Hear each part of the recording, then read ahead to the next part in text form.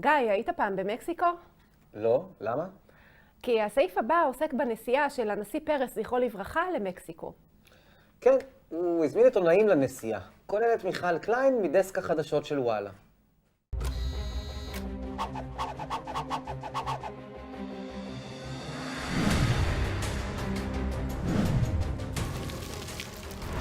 היום נדבר על אירוע מספר 27 בנספח לכתב האישום בתיק 4000, מחודש דצמבר 2013.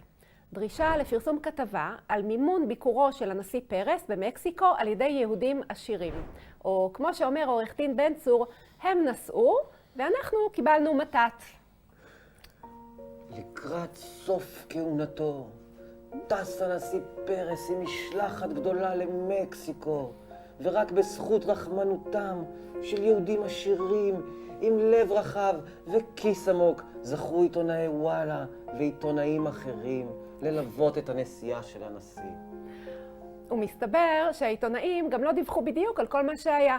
כמו למשל שהנשיא לא הרגיש טוב אחרי הטיסה ובוטלו כמה פגישות. טוב, נו, כשטסים על חשבון החברים של הנשיא, אז גם לא כל כך נעים לבקר את הנשיא. לעומתם העיתונאי ברק רביד, שאינו ידוע כאוהד של נתניהו, כתב שהוא לא שמע על האירוע הבריאותי של פרס שום דיווח באף כלי תקשורת. הוא הסביר שככה זה כשעיתונאי נוסע לסקר פוליטיקאי, ומי שסידר לו את הנסיעה זה אותו פוליטיקאי.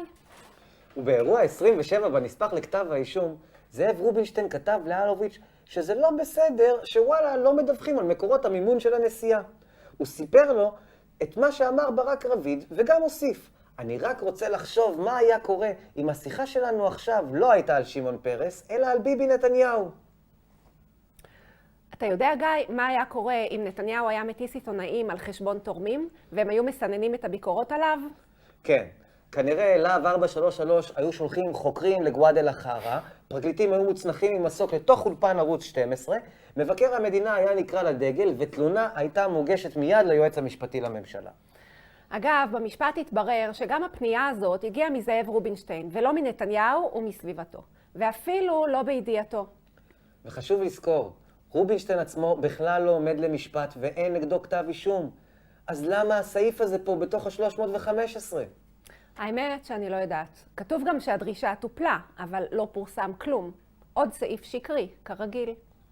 עדי, תגידי, גם לך יש חברים עשירים שיכולים לסדר לנו ככה איזה טיסה למקסיקו? לא, אבל אם אתה רוצה אני יכולה להטעין לך את הרב-קו וטיסה לבאר שבע.